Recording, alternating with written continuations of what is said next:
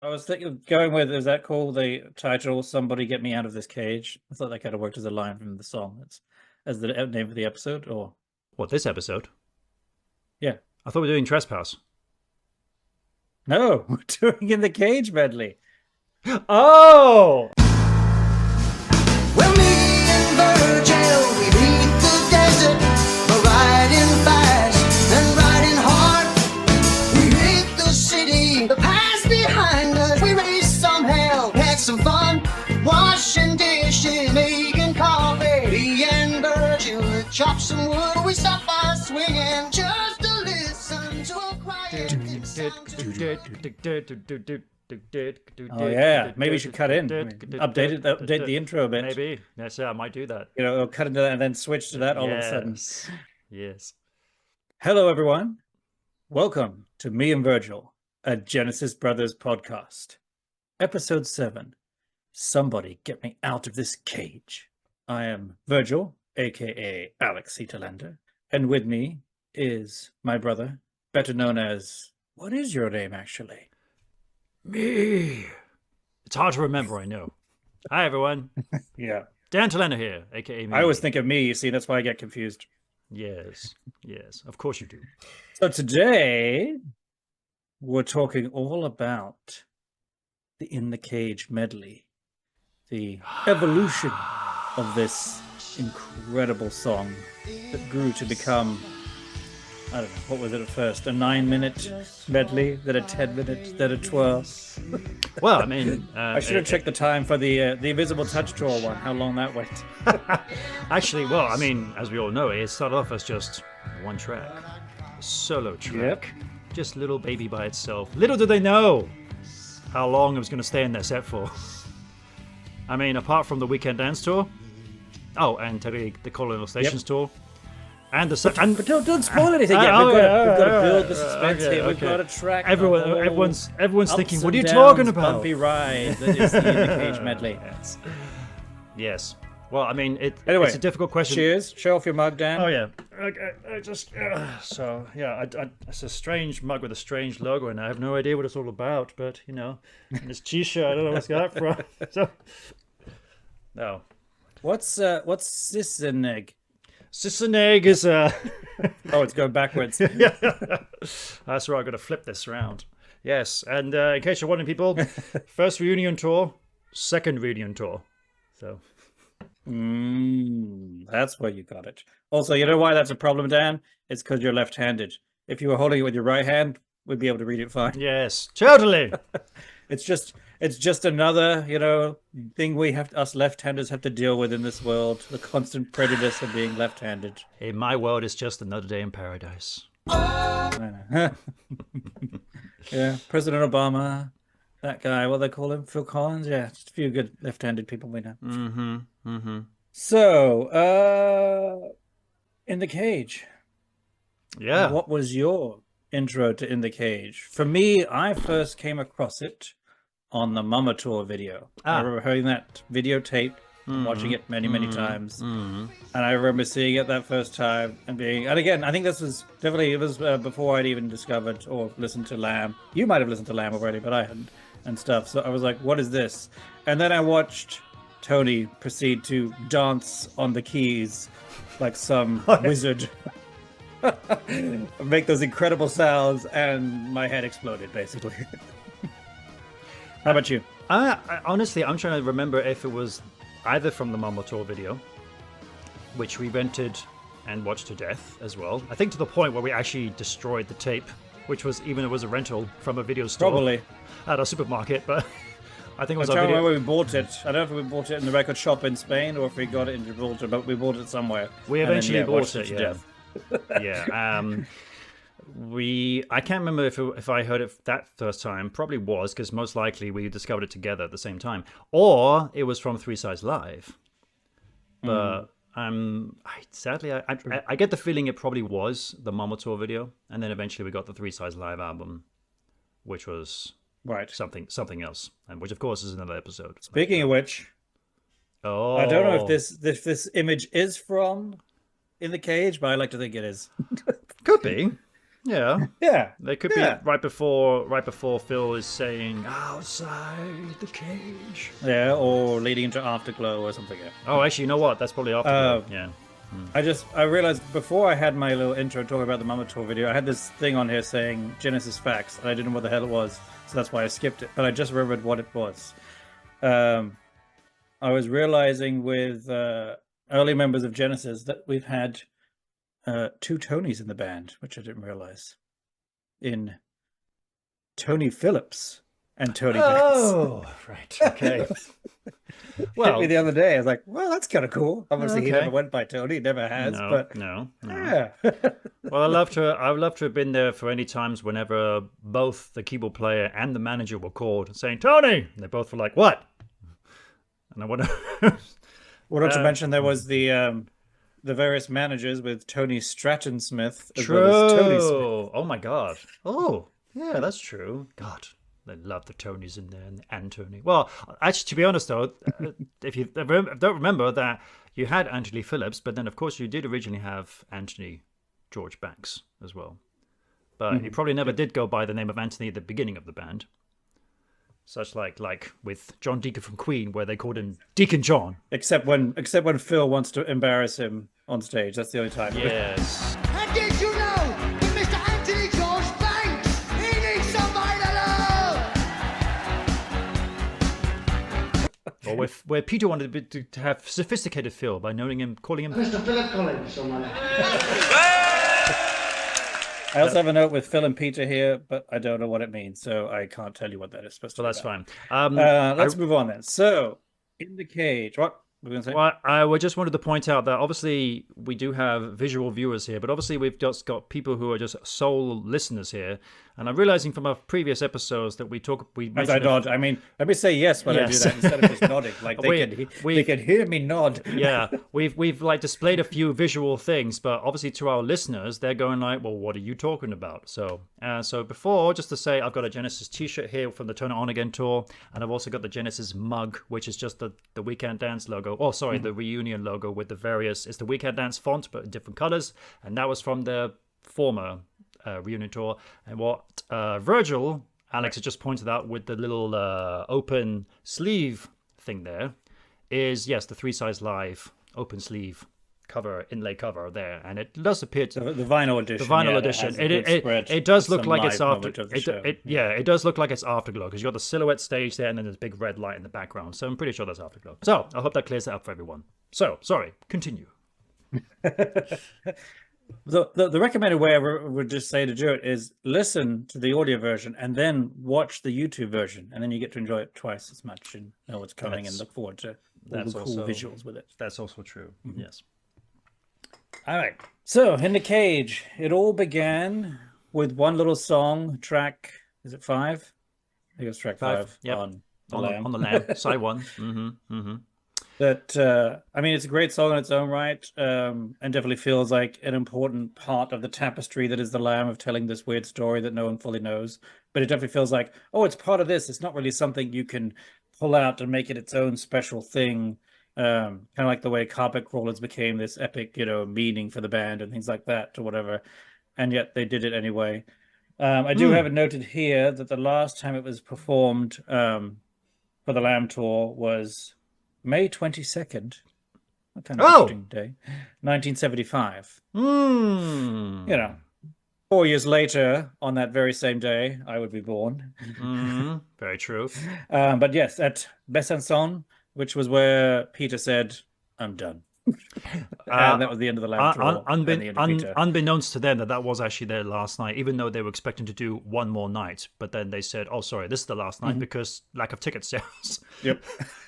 Yes. That's right. And what a bitch. Maybe if you'd released the album before the tour, Peter, not pointing you out, Peter, but maybe if you released the album before the tour, we would know the songs.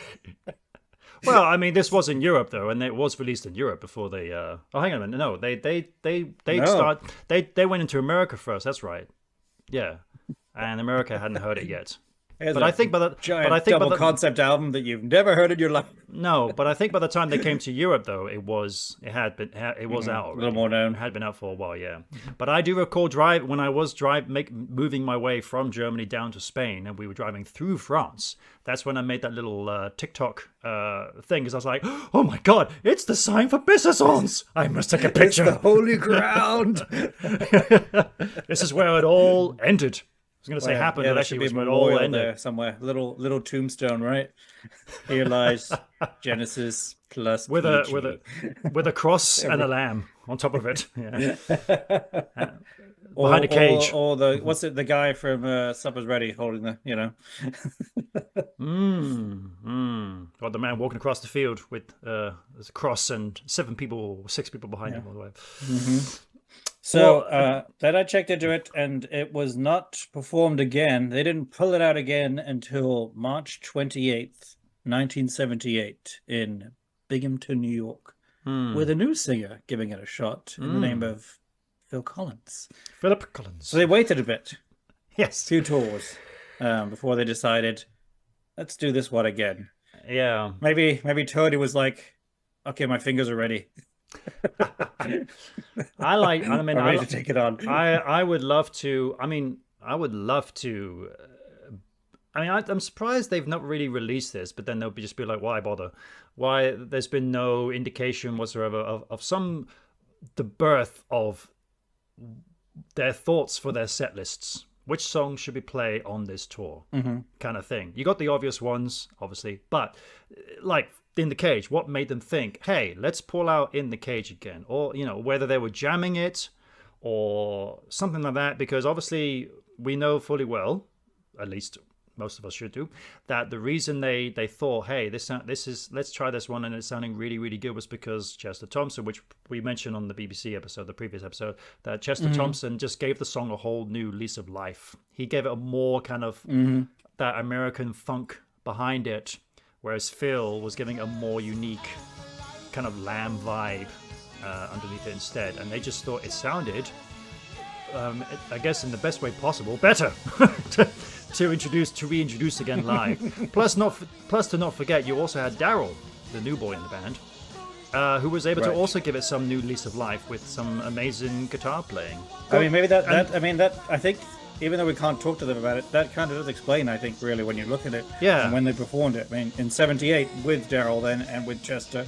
And with and Phil then you singing. look at, right, when they started with the Trick Tour, I mean, they pulled out some Lamb numbers because they wanted to acknowledge that they were still going to do those. And they did, what was it? They did Lamb Lies Down on Broadway, Carpet Crawlers, and...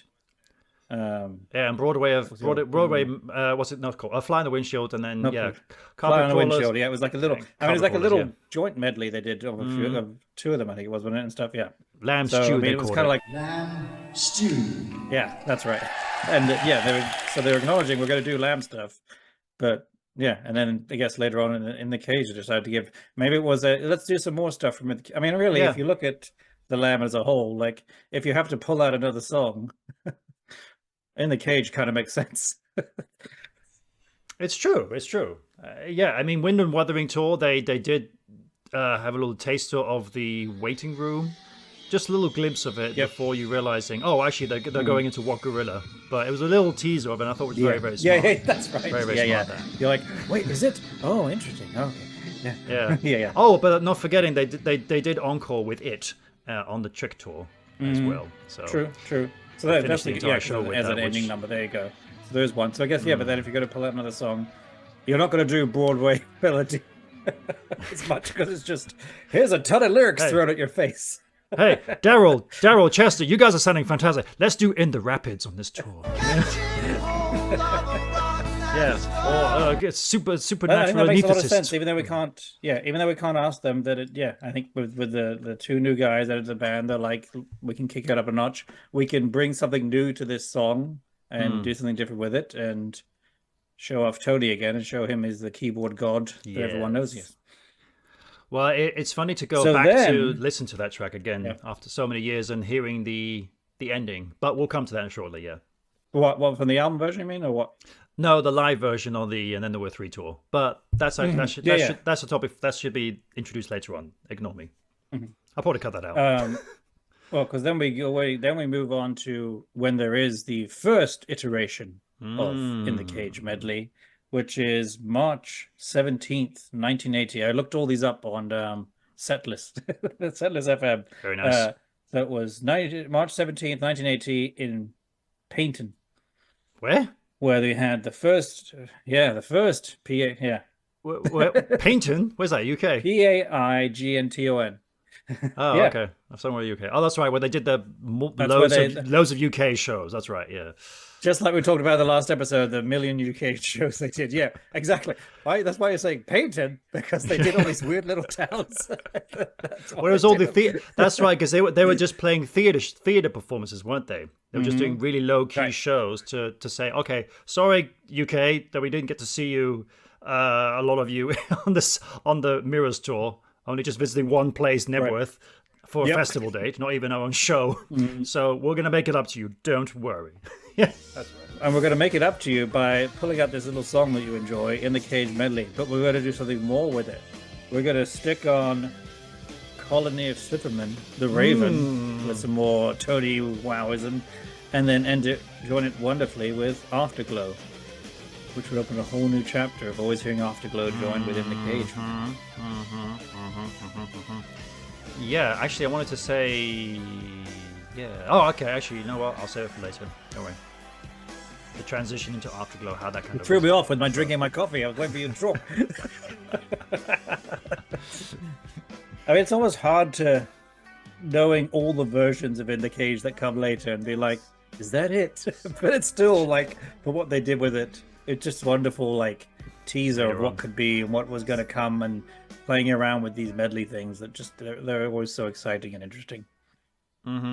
We'll have to do just a whole medley episode at some point and just talk about all the medleys they did, because they did some very interesting ones, and they changed stuff around a lot too. Even like during the tour too, would switch some songs within a medley and stuff like that.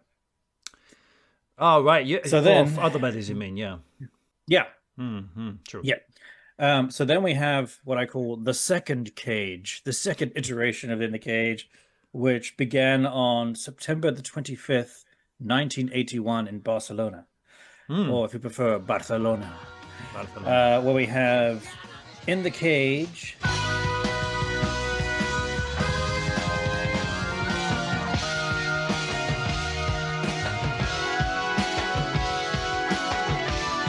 Cinema Show.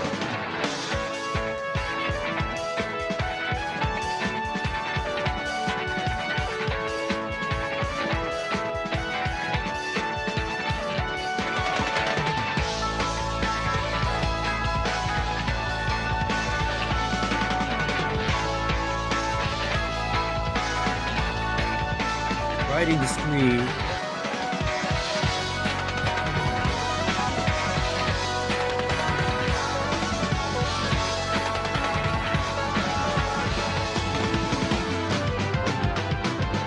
Colony of Slippermen.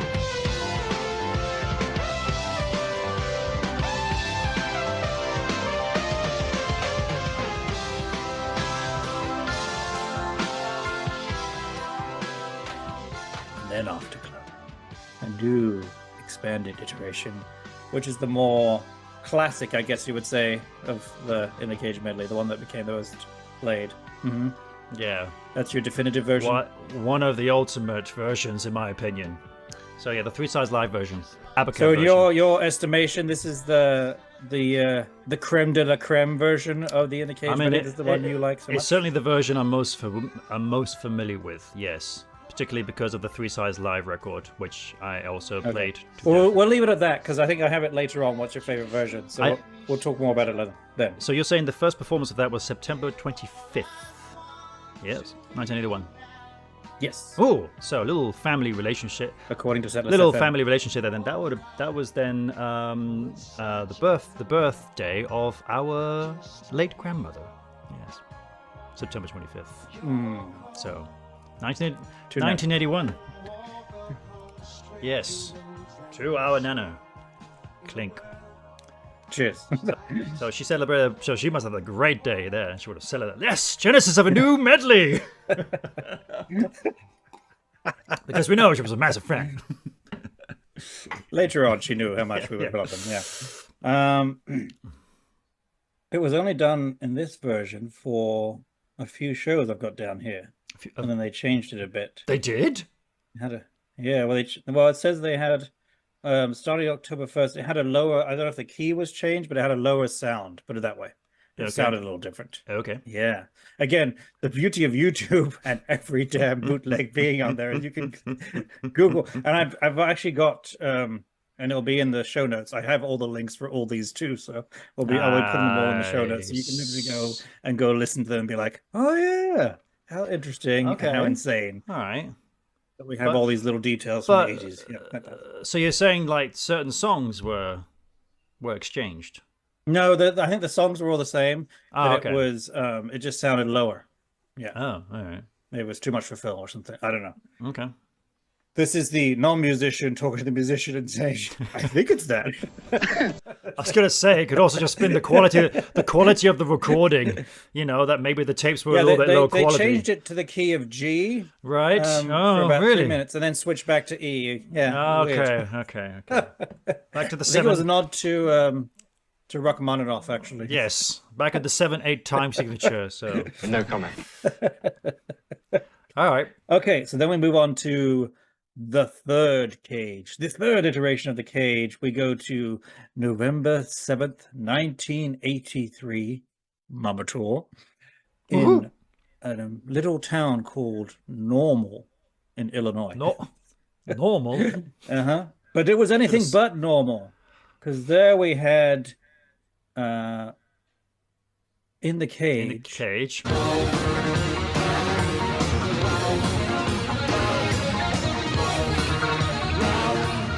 Cinema show. Oh, this is the big one.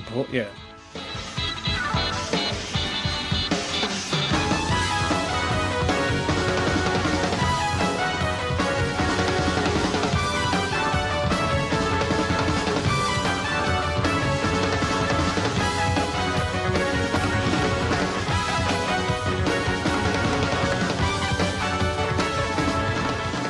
We pause for a second, and then we cut into What next? In That Quiet Earth.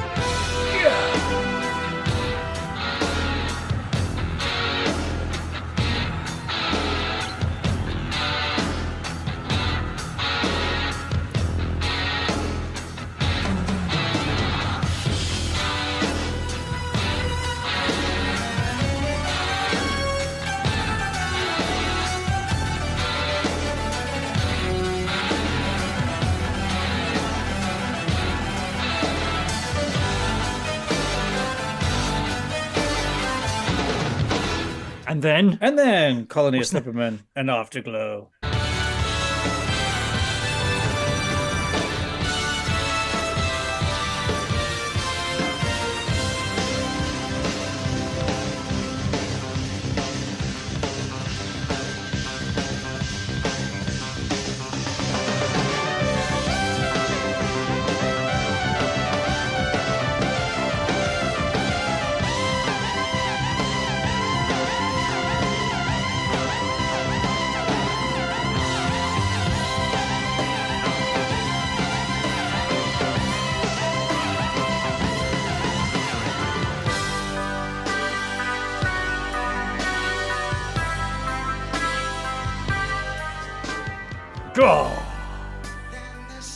All right. Now I do recall that yeah. You know what? Thinking more about it, it was probably that version I heard first before Free Size Live, because we watched that video. Yeah, very much so. We were leaving these apart. I could also remember recognizing In That Quiet Earth. So I don't think I knew the Lamb yet, because I was still in my, oh, it's not Phil, I'm not going to listen to it. That came later. But I recognized, oh my God, it's In That Quiet Earth. And it sounded so damn cool with my guitar on the... Oh, because we already had Wind and Wuthering, you mean? Exactly. We actually Phil. We had that on vinyls, I think. We had both Trick and Wind of Wuthering on vinyl. I don't know why, but it's pretty cool. Because we to have didn't, these two because we important didn't have a records. player, did we? I mean, like, again, We did. We did. Okay. Well, in the old house. Well, the old Oh. house. The big house we used to Oh, live at, we had one then. But I don't yeah. know. After that, I don't know. We didn't have one, so I don't know why. I thought it was No, just but decoration. our dear Nana, she still had one, so maybe we used it. I don't Did know. she? Oh, She okay. did have one, yeah. Because I recorded an Elvis LP off of that onto a cassette, On tape. onto a tape. I mean, the sacrilege in it from an LP So to it a had tape. it had the scratchy sound of vinyl on it. Great. Yeah, it did. But yes, I think it was taking a new evolutionary step. One might even say moving from water to land, if you will, by adding In That Quiet Earth. Yeah. It was definitely a fun, interesting choice. And then it was so dramatic that I feel, well, like I say, each next step was also dramatic too. The next steps, they were like, well, we've got this incredible medley. How do we make it better? We've got to stick another song in it, but it has to be so cool and just blow it open that each time they would do the next iteration of In the Cage, it really would be, well, here's this one. Well, here's this one. Well, here's this.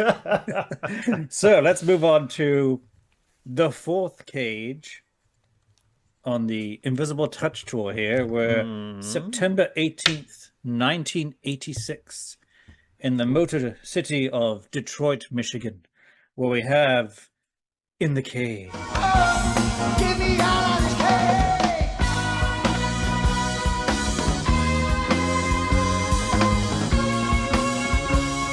In the Quiet Earth again, rocking it out.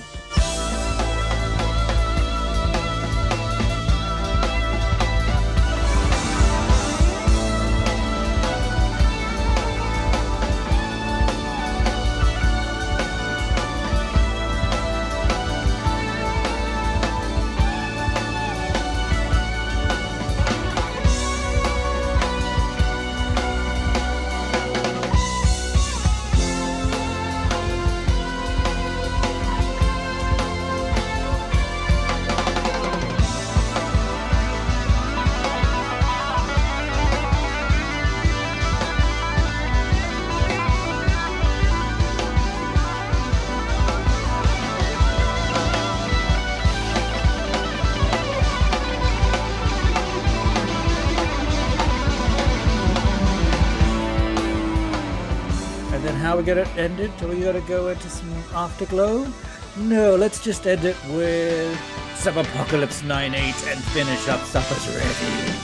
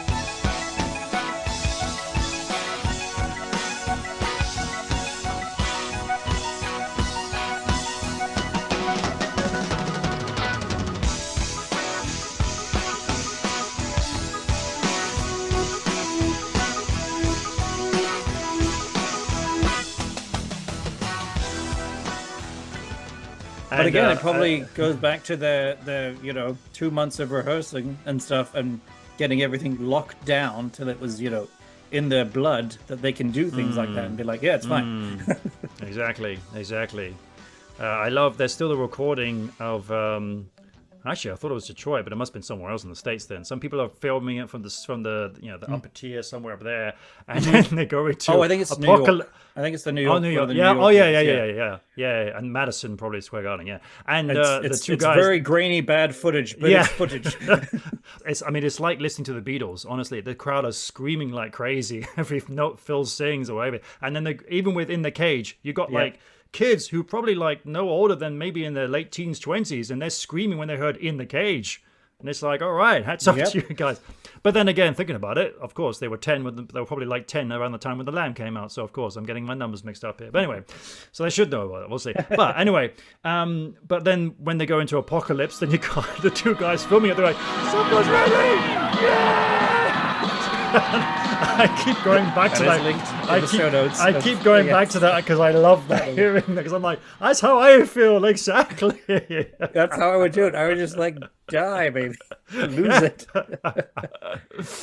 And as we know, it was performed at Webley one of the nights. So actually, the 4th of July gig.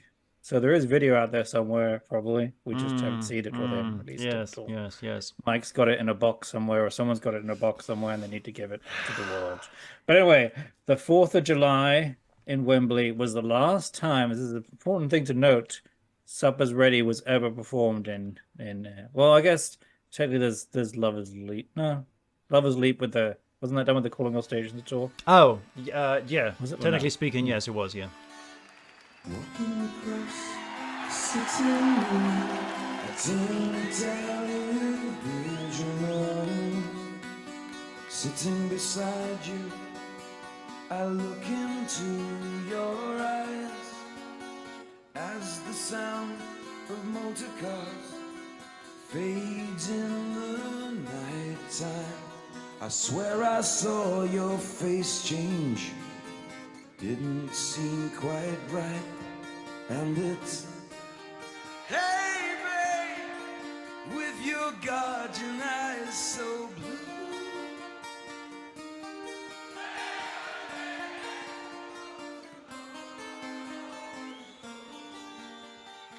So technically, but it's not really. It's like, oh, here's a few drops of Supper's Ready. That's all you're getting. A few crumbs of the Supper's Ready pie, and that's all you're getting. Just to But tease yes, you. this was the last time you actually got something that you can really like sink your teeth into, Yeah. which is kind of sad. All right, so then we move on to the fifth iteration There's a of fifth. In the Cage medley, and we jump to We June can't- 14th.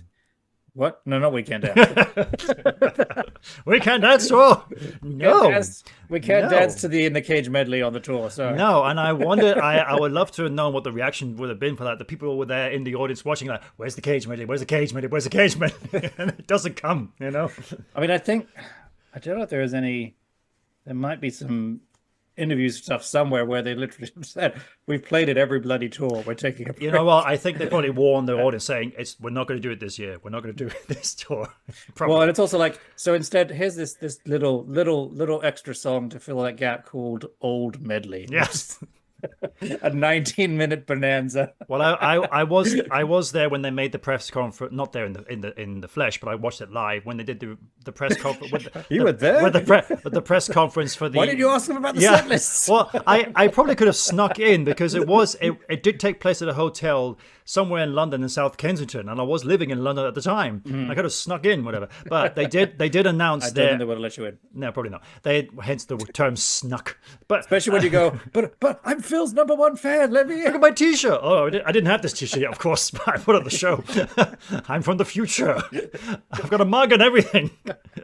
So no, but they did announce at the press conference saying we're not playing Supper's Ready on this tour. Actually announced that because I think someone asked them. They actually said, "Are you going to play Supper's Ready?" No. That was it. Case closed. Because if we do So, that, yeah, I guess lose that- 5 other songs. they probably explained that on the dance tour, saying we've done it every tour. We're going to do something Maybe. different this tour. Yeah, That's something. it. So I anyway, thought there was something of that. fifth version. Cage, June 14th, 2007, in Herning, Denmark. oh, We have I thought it was In Finland. the Cage. Well, I'll check going to this. I don't know. In the Cage.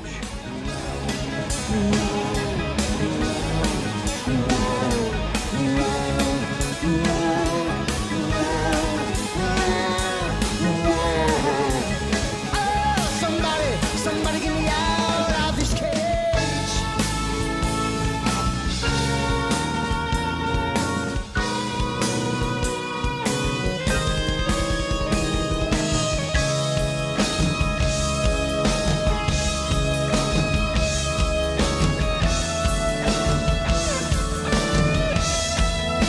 Cinema Show.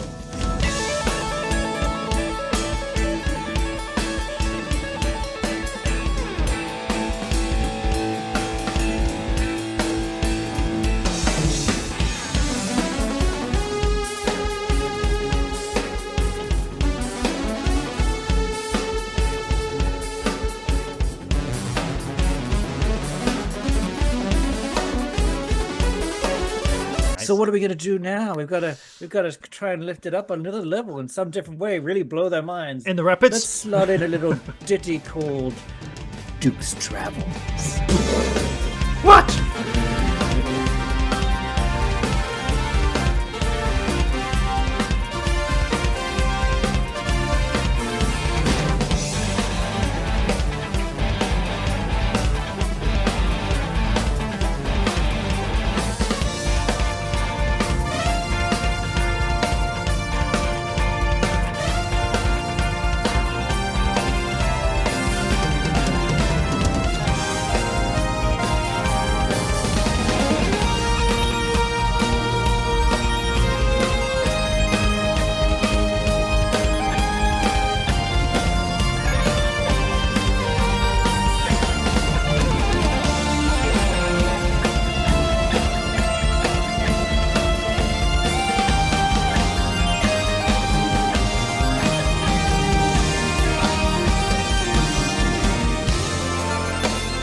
And then Afterglow at the end.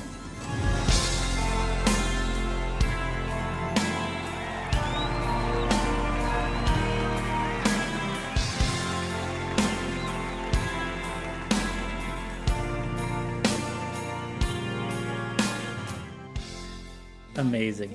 Especially as a number of us, listeners, and each of us went to that tour and saw that we already got a wonderful teaser of Duke's Travels in a way with the opening behind the lines bit where you had bits of that and you're like, okay, well that's that done. We're not going to hear that again.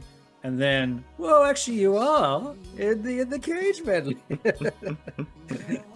And I might include that on this in this episode. I've still got footage. I explained in the last episode. I got footage of me filming that medley and the moment when they jumped into it. And I think it's a good 5 seconds until I'm going, oh my god, yeah. oh my god. And of course, I do swear a little bit too and everything. I'm going, oh effing hell. I'm going ballistic, absolutely ballistic.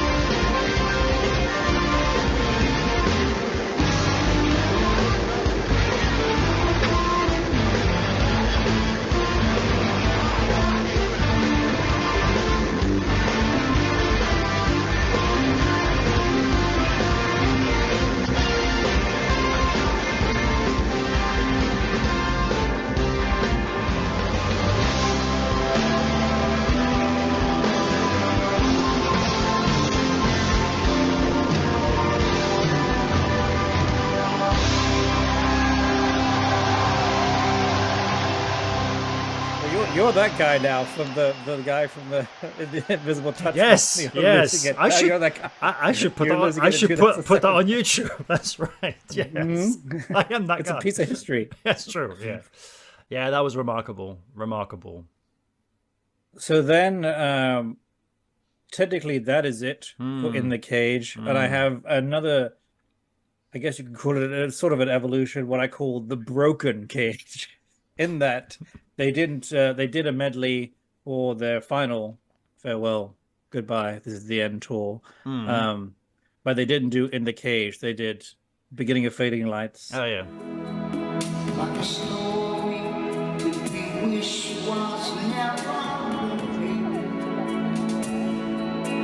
We know sometime we must reach the final thing. So we hang on, just pretend that it'll always be one more day to go.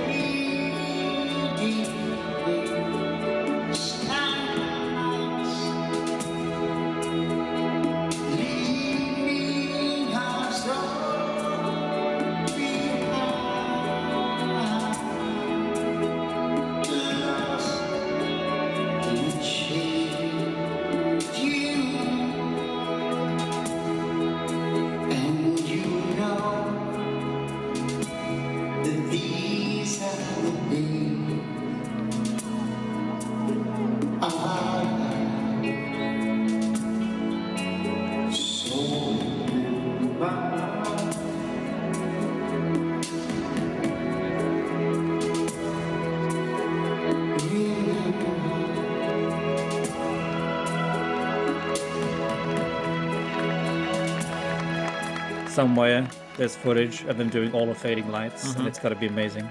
And then they cut into cinema show.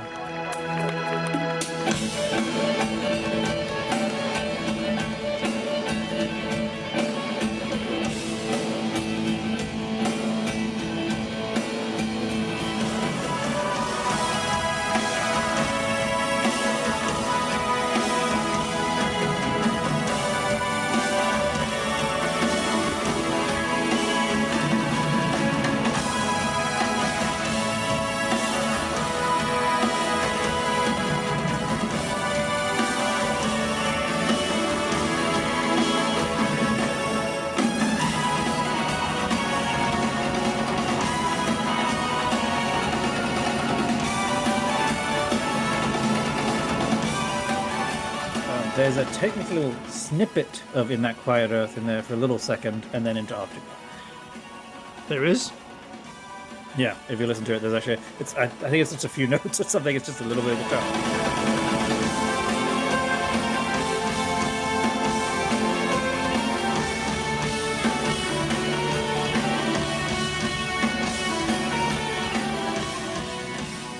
Yeah. Oh, yeah. I know the part. Yeah. I didn't. When I read this, I was like, "What are they talking about?" No, it's not true. Yeah, that's true. It's like, it's literally the last, the last part. Yeah. Okay. And it's funny how obviously, yes, as a drummer, you can fully appreciate it. Yes, but obviously, it's interesting to hear it because obviously they had to lower the key even lower for that tour for poor Phil to do Afterglow. So you can obviously we they know had to lower it into an unheard of H key. Yeah, because we all know it that gradually the I'm talking a little musically here, but obviously as you hear the notes they go down. But it's funny to hear it like it's almost like some guy is literally slowing down the tape going because it's got to reach Phil's new key. Poor guy. And I was like, how low is this going to go? So it's like playing lingo. It's the limbo of music. How low can you Genesis go? Music. It's the limbo progression. How low can you go? So you've got Phil trying to do what was it? It was Mama and driving the last spike in the original key and something Jerry Wickhart does, and then each time the bar is going lower and he's getting lower and lower underneath it. Yeah, but he still sticks the landing. He still gets through, even though it's very low. I think probably even Ray Wilson will sing higher than he would in that key, because obviously they had to lower the notes for Ray Wilson's tones on their Calling All Stations tour, which then Phil pretty much matched for certain songs like Mama on the reunion tour. Don't stop for me, mama. I'm gonna make the play. You can go our way. No, I won't hurt you, mama. It's getting so hard.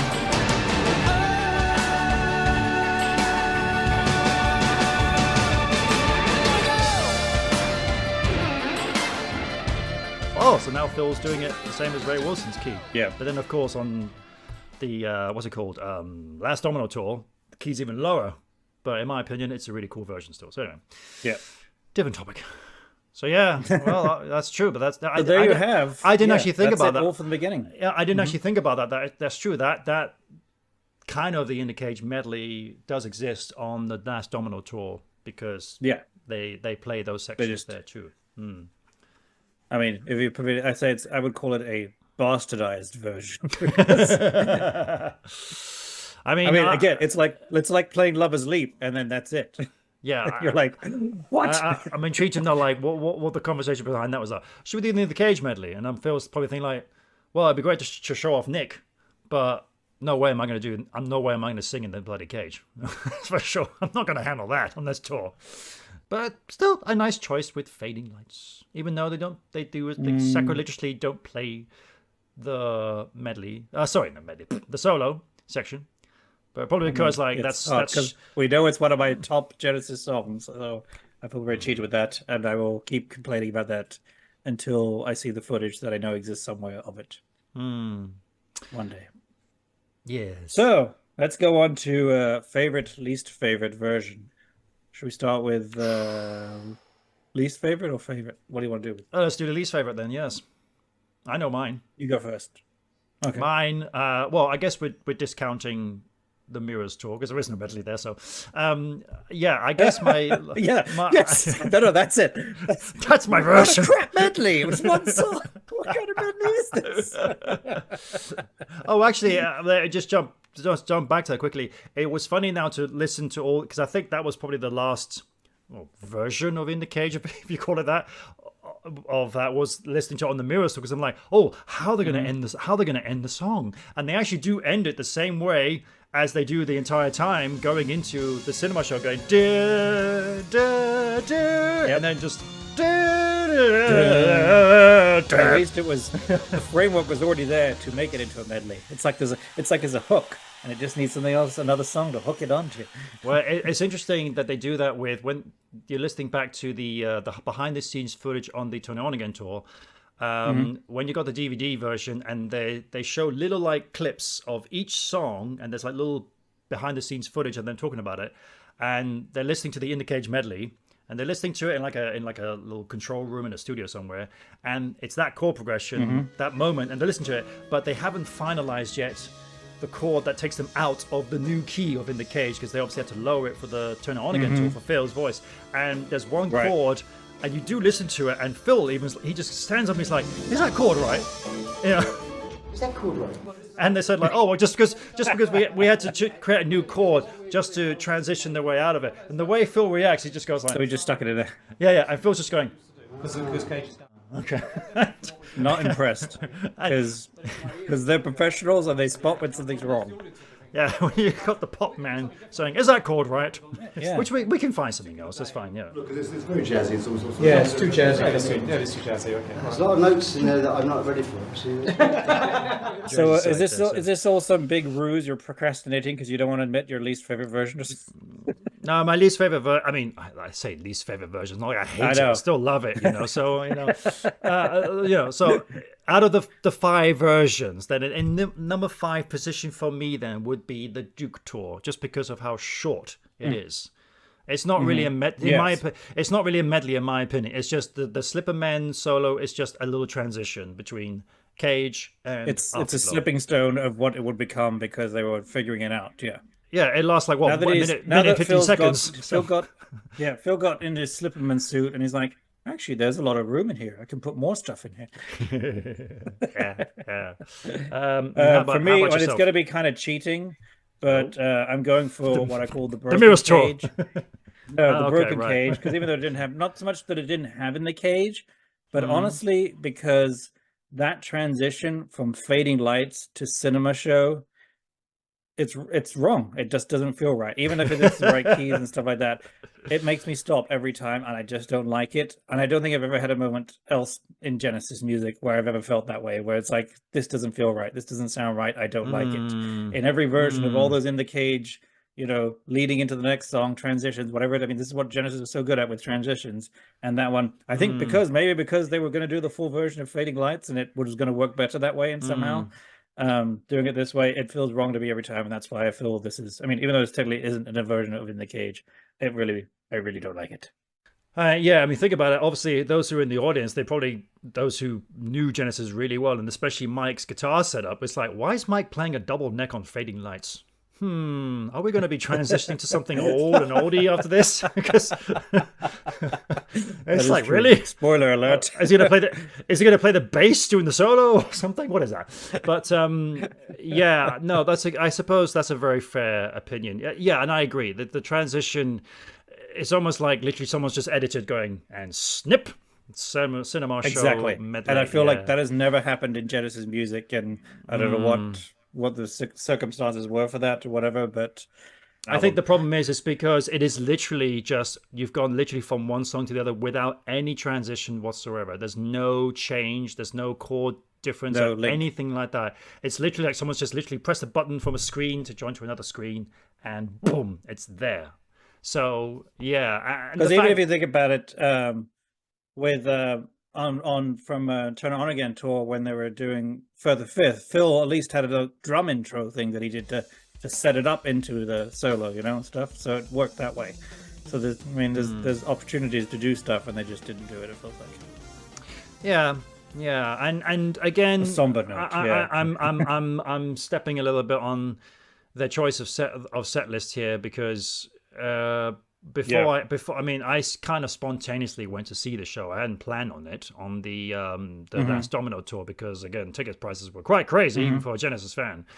But one night I just happened to have that money spare somewhere. I don't know how. Anyway, and I just said, "Hey, you know what? Let me just." You robbed go. an old lady, didn't you? I did, yes.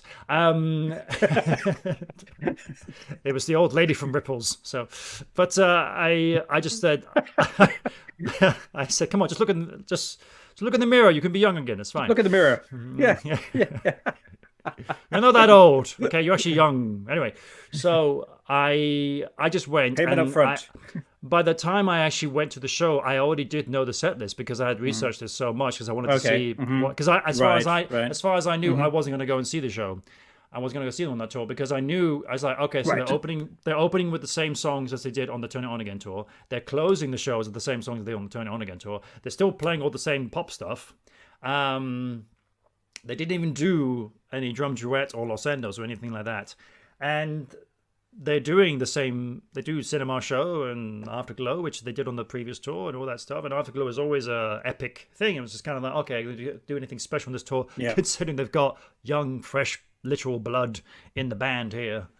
Because rumor had it they was going to do. They had rehearsed Abacab and they were going to do that. And I thought that would have been quite cool to see. So but. As a person in the audience who watched it, imagine working that into the anyway, I'll put a pin in that. Hang on, oh, I know that's going. No, but it was still great to see in the flesh, and I was like, well, this clearly has to be the last time to see these guys in action. So, and it was great to see Nick. Yeah, because I never saw him on Phil's Not Dead Yet tour, so it was my first time seeing Nick, I thought, he was fantastic. And I still have a really fantastic view to see as well. I see, because I saw Nick on Phil's tour, and obviously he was fantastic, great and everything, and did all the different things. But it wasn't like they were doing the West Side and different drum duets and things like that. So I got to see him play drums, but not show his full potential as a drummer, basically, which you do get to see with Genesis. And what made up for also seeing that show was me to finally see Duchess in the flesh as well, which I cried while I was watching that. So that was definitely even with all the amazing songs in the set list. Yeah, that was the highest moment, I think, for a lot of people. Yeah, especially with that light show. That's the one thing where I feel like I was kind of okay not seeing the show because Phil wasn't at his best, sort of thing. Obviously, I would have liked to have seen it as the last one, but that Duchess moment is the one I do wish I would have been able to see. And I really did love the new key as well. I loved it. I thought it was. I thought it suited his voice brilliantly. Yeah, I thought it was great. Okay, we're going. Now, I did want to caveat with all this stuff with the Last Domino tour. They were originally supposed to start playing in 2020, and then COVID hit, and that changed everything and delayed everything 2 years. So everyone got 2 years older. Phil got 2 years worse with all his injuries and things. And so I think that played it into a lot of stuff with how they had to maybe redo some things. I do remember them saying they were surprised kind of when they got back going again and to start rehearsing stuff that Phil really didn't sound great still. And, even worse than he had, I guess, because it had been 2 years and stuff like that. So I feel like a lot of these things probably factored into it, and it might have been a little different if they had been able to go on the road in 2020. But that is as it is. It's a good point. It was still wonderful that they were able to tour and do a North American tour and not come out west, which was unfortunate, and then do a good bunch of shows in England and then finish it. True, and Europe, it was very cool to see them to do a little snippet of Dance with the Moon and Light as well, because I knew they were going to do that, obviously. So it was just kind of like another golden gem, and also to hear The Lamb as well, even though the version was very different.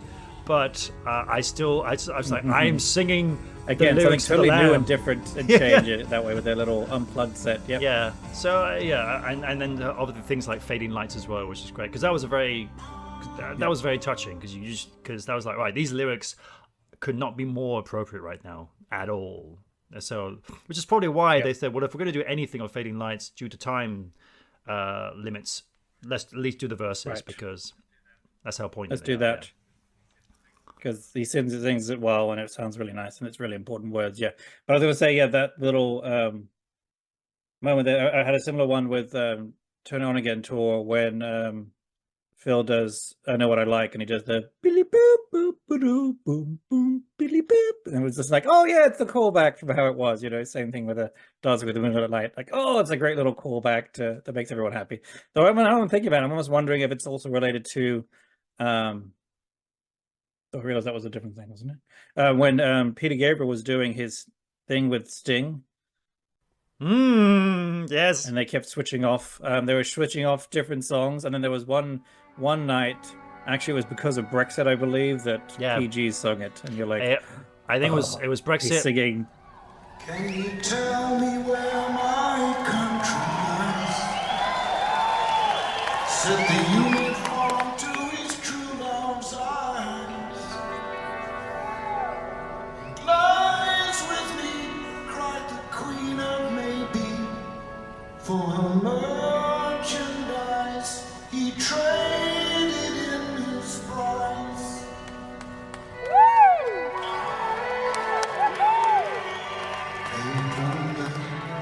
Cried a voice in the crowd. Old man dies, the note he left was signed old Father Towns, and seems he's gone. So he does by the phone. Yeah, and You tell me where I think it my was the country last night of the tour as well. I might be wrong, but I think Mm-hmm. and sadly the audience's reaction is just not what you think. It's just like, oh, cool. So Peter. It's okay. When I heard it, I was screaming. It's like, and oh, crying. so Peter Gabriel is singing this Sting song. Great, So they probably thought that. It's like, oh, so why is Peter singing this Sting song, which I've never heard of before? But all right then. I think there was some little members going like, oh my god, but you didn't really get the full reaction as you wanted to be, So yeah.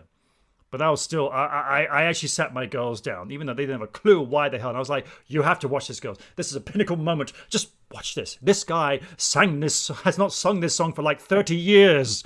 All right? He's got nothing to do with the band anymore. And yet he's singing this. It's like you're making your kids follow a religion, that they don't know about. You're like, this is the religion of Genesis. This is the music you must know in your veins, whether you want to or not. And you will thank me one day for this, okay? My oldest Owen is the same. Whenever I talk about Genesis, I can see the look on his eye. He's like, oh, here we go again. Give it a rest.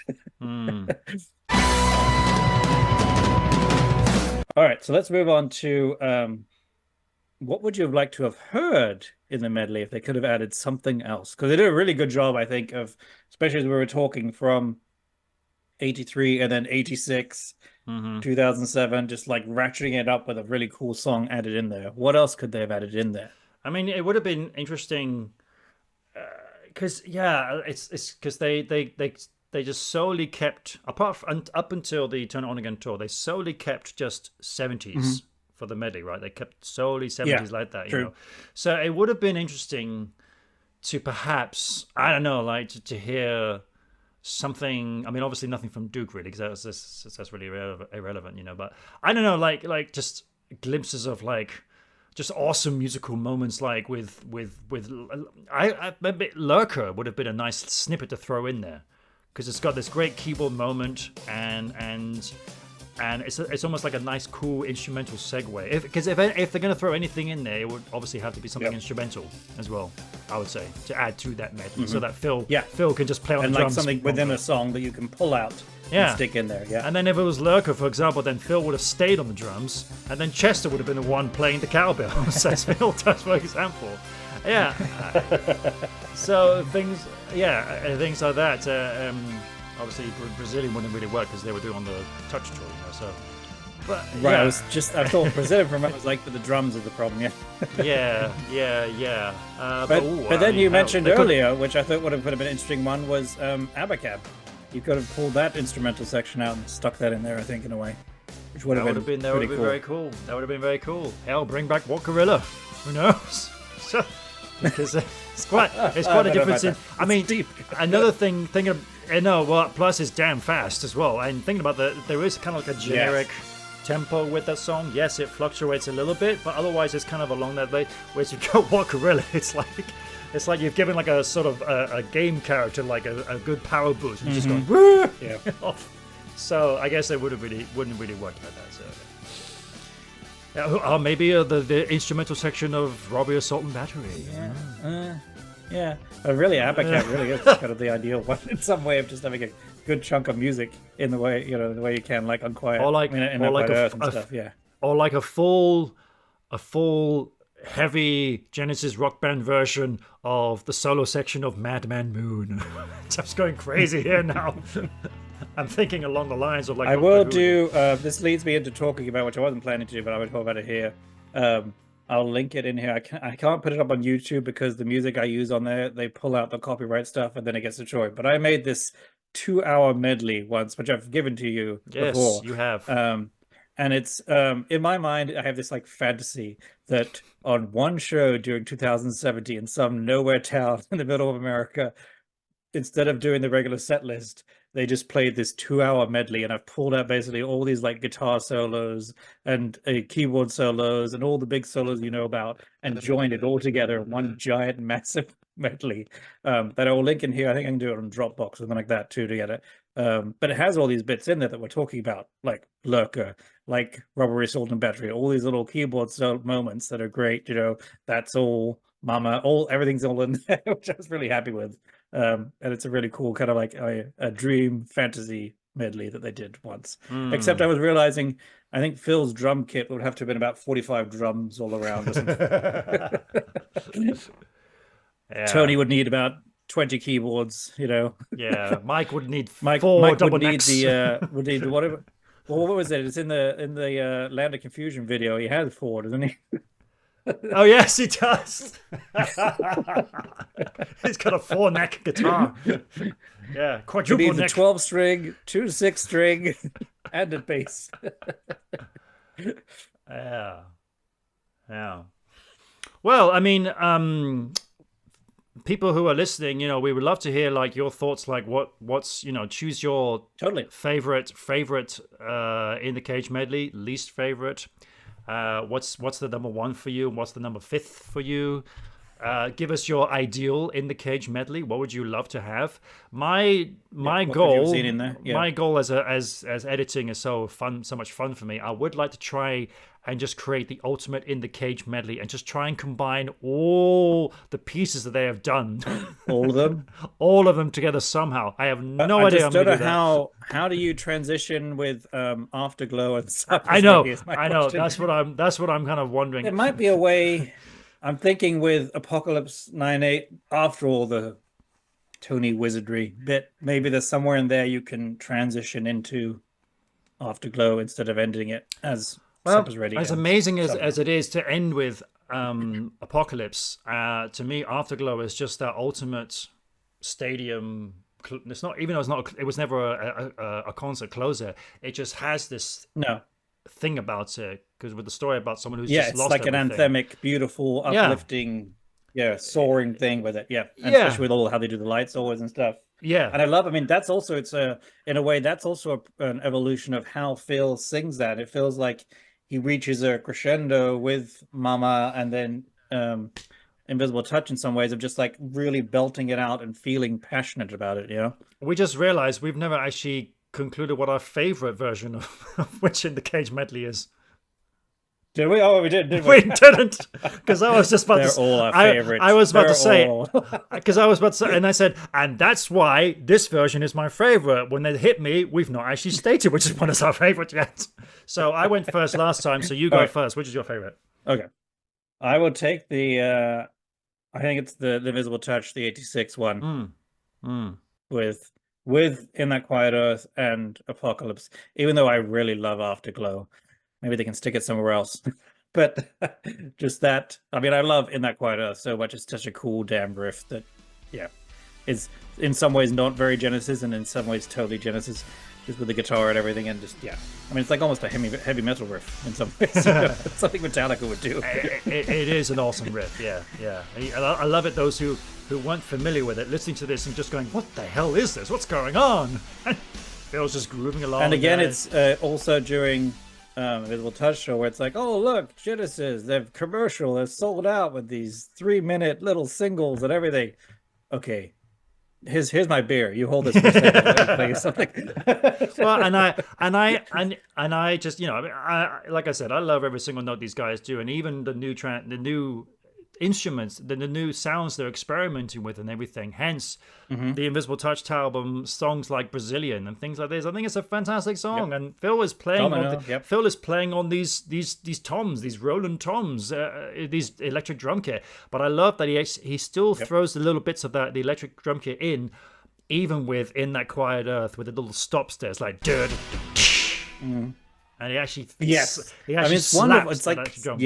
Those and it little works. bits. It works brilliantly. Yep. I think it works. And even some points when I'm listening to older versions, I'm like, I'm kind of missing that sound now. Exactly. It's like it lifts it up a level. It's more impactful. You can't get. All right. So your favorite version of that one? Totally can see why. I think just because of pure epicness. Plus, I think just because of the kind of vocalist that Phil was at the time. And I don't know what it was, but the mix of his microphone is phenomenal. But the 3 Sides live version, I think to me is just the ultimate because of how Phil sings the whole. I was going to say the whole medley. It's just Cage and Afterglow, but how he does in the Cage, right? But how Afterglow? I haven't really thought that much about that. Yeah, how he sings Afterglow. I mean, the notes he reaches, my God. And the first time I heard that, it's like he's shredding his voice, and you feel it here. And I was almost feel it in your heart. I mean, it's really an emotional performance, and the guy, you really feel it's like this guy has lost everything. It's almost like here's Phil, and he's getting this emotion over a Tony lyric. Wow, but it's almost like that's what I'm about to say. Yeah, but you listen to the album version, you're like, oh, okay, and then you listen to this, and you're like, oh my God. Well, I mean, just think about this. Only just hit me now. A little trivia here. I mean, he's singing about a guy who's lost everything. Right? And here's the man who's just been through a very unpleasant divorce. His house is empty, the kids are gone, even the dog is gone, I think, and the wife is gone. Here's a guy who's lost everything. He's just come off a Hello, I Must Be Going tour where he was sitting at a piano with a paint can, which had nothing to do with the painter who ran off with his wife. No, he claims. He just thought it looked cool, you know. So he's clearly over it with no issues. No. I mean, if Peter Gabriel had done that, I would have got it. We'd be like, oh, I just thought it looked cool there. I totally get that, Peter. It's fine. Phil is like, what are you doing, Phil? Art. What are you doing? It's literal art, yeah. It's like, when you do it there, Phil, I don't get it. All right, I don't get it. Yeah, so that to me, but yeah, I would say because you've you've got the wonderful lyrics that Tony has written for Afterglow, which I love, but the way Phil brings them to life it shows the power of a singer. Yeah, and it's great to hear that on the 3 Sides live. Well, so I was going to hear it, but see it on the 3 Sides live video. Even though I absolutely detest the video version because of the amount of edits that are in it, the amount of interruptions that are in it, but of course the amount of extra audience that they add into it as well. And that happens at the end of that Afterglow. That Afterglow recording is exactly the same recording as 3 Sides Live. Wrong. And when the big notes and the massive mellotron comes up and everything, when it comes up, compared to the album version, suddenly you're like, oh, I'm hearing an extra audience suddenly screaming now. Where's that coming from? How are we suddenly able to hear them? It's called editing. It's horrible. It's horrible. Okay. So didn't 10 minutes ago you just say how much you like editing? Sorry. Yes, that's true. That's true. That's true. But when it's unnecessary editing, that's just a big no-no, okay? And I could go on a whole thing about that, and that's my big negative thing with the video version. Anyway, that's a topic for another time. Video versions, album versions, I don't know if we can create a basically topic your homework, Dan, is to make the ultimate version of In the Cage Medley with all of them, and then you're throwing an ABBA and fading off. That's your job. I mean, I think about that. Obviously, I got to include like so we're talking about okay. Let's shall we now count through, just as it's the same episode. We'll count through now how many songs in total this medley has had over the years, because I just realized, am I going to include Fading Lights into this medley as well? I guess no, you don't. I don't think you have to include the singing, but I want the solo. Oh, I mean, I want the instrumental bit. Yeah. Oh, geez. Okay, right. All right. So because I think that's kind of the point of In the Cage is Phil sings for a bit, then he's hanging out the drum kit all the way till the afterglow. That's true. Yeah. Okay. So we got In the Cage. All right. And then let's go through the years. In the Cage, then we've got the Slipper Men, and then Cinema Show gets introduced to there. Then In That Quiet Earth gets introduced to there. Then you've got Afterglow. That's true. Yeah. And then later tours, you've got. Excuse me. Oh my God! I've just realized though. The both Abacab. Did you? I can't remember if you mentioned this in the Abacab tour and the Mama tour. Yes, they go into the Slipperman solo, but they also go into what's it called? The Ravine piece as well. Yes. Did you mention that? A little bit, yeah. So okay, so that's. I did mention it on Riding the Scree as an. I'm sorry, Riding the Scree, not the Ravine. Yeah, Riding the Scree. Okay, so that's 6, including Riding the Scree. Including Riding the Scree, that's 6. And then I got a little bit. The Duke's Travels, and then Apocalypse and 9/8. Fading Lights. Oh, Apocalypse and Fading Lights. Okay, okay, so that's 9. I'm pretty sure that's everything. So I think we're running probably about 30 to 40 minutes here of a medley. Yes. Well, I mean, it's going to be epic. The old medley is 22 minutes or whatever. It's 20 minutes, So actually, I think it's 19 minutes. Yeah. So still shorter than Supper's Ready. But yeah, so all right, I'll work on that. I wasn't planning on introducing Abacab or Fading Light. I was just being respectful to what was available, to what was there, So since we spent the last 25 minutes talking about medleys, let's now say, is this your favorite Genesis medley out of all the medleys? Oh. No. I would still go back to the old medley. Yeah. Just because, again, I think it's the same. Yeah. I think again, it's the what's it called? The not the sentimental purpose, but nostalgic reasons behind it because of just how it's very strong in this song. Yes. yeah, and I still love going back to it, and more particularly listening to the audience's reaction.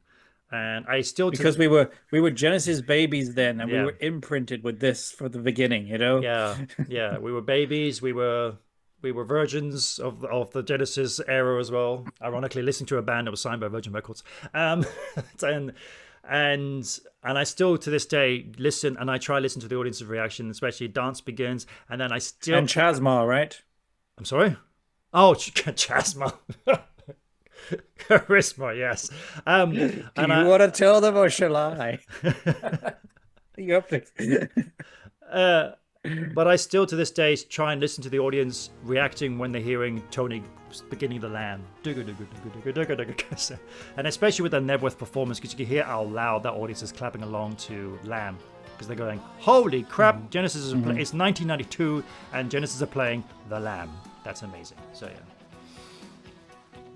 Yeah, I did want to get. I guess we could have gotten really into the minutiae of In the Cage, but I do like just how Tony plays the beginning of In the Cage in a similar style to the Lamb, with the hands crossed over thing or whatever, and that it sounds different in each version. I will say, even though it was obviously in a different key and stuff during 2007, I do love the sound of his keyboards, the particular sound he used for that. Like some of the other synthesizer stuff later on in Cinema Show and stuff, I don't like as much necessarily, and I know other people really hate it, but I do enjoy that beginning bit with how he has it on the sounding on the keyboards there. That particular sound he chose sounds really good. Oh, the very intro, you mean? You can really hear on the 2007 tour, yeah. Yeah, you really hear every little note he's playing and how he's playing it and stuff. Yeah, I love on the. I wanted to say at the very beginning of the episode when you said we were talking about the In the Cage, man. I'm like, oh yeah, now we're going to talk about In the Bloody Cage, and I'm quoting Phil here from the Mama tour, where he says, "Well then, gentlemen, it's that time when you've all been waiting for, and you hear some bloke in the audience going, it's about bloody time." Yeah. And Phil's going, "What did you say? It's about bloody time." No, I thought he was saying play in the bloody cage. Oh, I thought really? I thought he said it's about bloody time. I thought he said. No, I thought he was saying play in the bloody cage. Oh, I will play in the bloody cage. Oh, that makes more sense now, actually. Oh, geez, all this time I thought he said that. Because it's like, wait a bloody minute. So now we're going to play In the Bloody Cage. Oh, God, I've given the game. Yeah, exactly. Oh, God, I've given the game away, you know?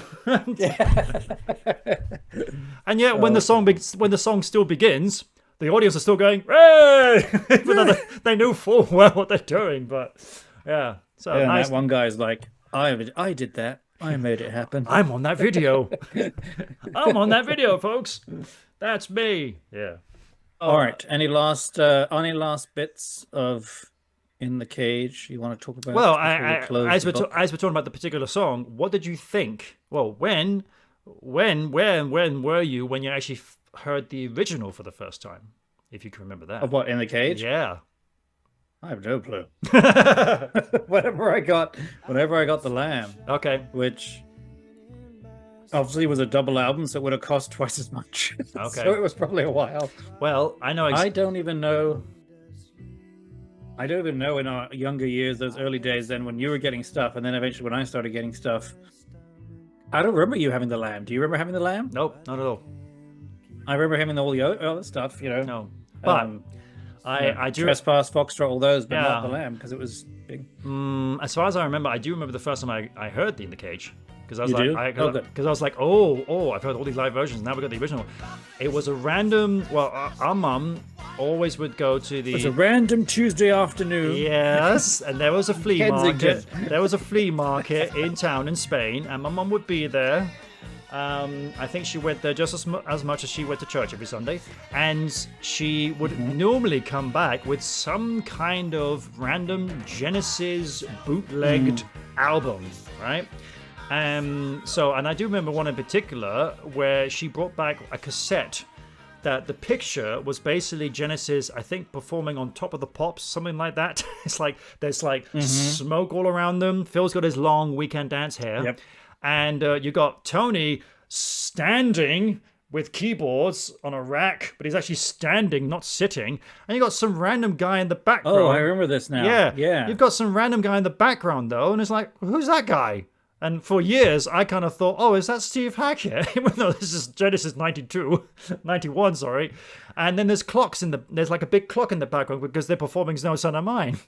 And anyway, the album was called Genesis I Know What I Like. And basically what it was Yes. it was just random. It was the cassette. It was random tracks, but from the Seconds Out album. That was it. Yep. I remember now. I know the like on there hearing that version. Yeah. But that was it. That was the album. And I was like, what? I thought, cool, great. But she did come back as well with a double cassette, I believe, from the market. And it was Genesis. And it was, again, a bunch of random Genesis tunes, but I think from the 70s. And the album, the whole thing kicked off with Afterglow. So just faded in with Afterglow, you know. And it also included In the Rapids, I think Riding the Scree. But it also was In the Cage. And I thought, oh, the In the Cage is here. I'm going to hear that for the first time. So I heard it and I was kind of like, oh, okay. All right. Okay. You know, I have to admit, I wasn't that smitten with it at first and everything. And I have to admit, I was kind of like, wow, the drums are really different on this, you know, because I was so used to Trester's way of playing. Because even back then, I think I already was playing drums by then. And I was like, okay, so this is Phil playing the drums, and this is Peter. Wow, there's a lot of harmonies on this, and there's a lot of random sounds on this. Yeah, and I just thought like, okay, all right. I wasn't that like, oh my god, this is so epic.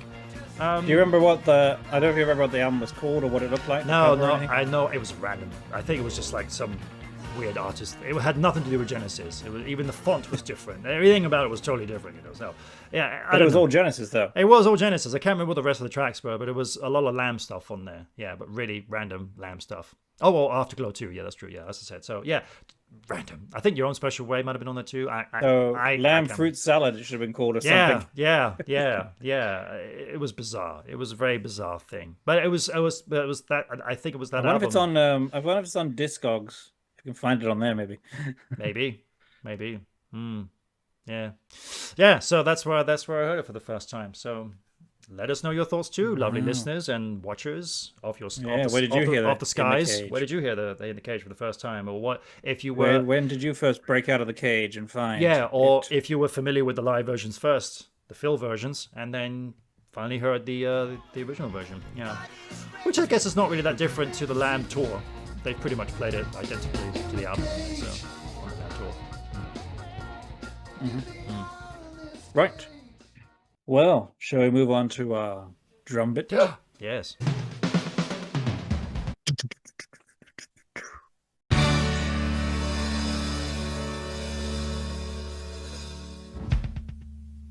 So, I want to know the in the Genesis catalog, what's the hardest Genesis drumming bit, the easiest Genesis drumming bit, and your favorite and least favorite Genesis drumming bit? You know, just a few little things you can usually pull out in seconds. In the entire catalog. No thinking required. In the entire catalog. I mean, you have them at your fingertips anyway, don't you? Right. Yes. So even though, ironically, Phil, he claims he wasn't too sure. And what I say, this doesn't have to be. It doesn't have to be complicated or show a particular drum and stuff. It's just your feelings, right. what you like, what you don't like. Even though Phil claims he wasn't too sure what he was doing at the time, he was just waddling. I don't think he used the term waddling, but he did say like he was just drumming. Yes, the Apocalypse in 9/8 is particularly challenging. All right, so little bit of little drum lesson here, people. So once again, if we're going back to episode 1 again, your general beats in bars and things like this is all even times. 1, 2, 3, 4, 1, 2, 3, 4. That's how you can dance, people, right? You've all been to nightclubs. I'm sure you've all listened to dance music, disco music, any pop music today you're listening to it. That you can all stomp and clap and stomp and clap, right? Not with Genesis, you can't. Well, at least majority of the stuff you can, yes, but I mean, well, I would love to know if you tried to stomp and clap towards Turn It On Again. I'm sure that would have been fun to see. But You'll trip over. Yeah, but actually, though, fall on your face. to give you an insight of what I'm talking about here, that actually it's right there in the title, Apocalypse in 9/8. Because yeah, you got different time signatures here where they say 4/4. And it looks like you're looking at fractions here. You see it at if you happen to, those of you not even musicians, if you happen to have come across drum sheet music, I'm sure you all have at some point, but stated at the beginning of the drum sheet music is what's called the time signature. It gives the person who's about to play it, okay, I know exactly what the rhythm is like, what I'm counting here. I'm counting to 4, and I'm playing either these kind of rhythmic way of playing or this kind of way of playing. So, and if it's 4/4, then it's displayed in quarters. So the pizza slice into 4 pieces. If it says 4/8, then it's like, okay, now we're playing 8th notes, so we're slicing the pizza more. And in this case, with Apocalypse of 9/8, then you know it's your 8th notes there. However, we're not counting to 4. We're counting to 9. Show-offs. Even though when you actually listen to the riff itself,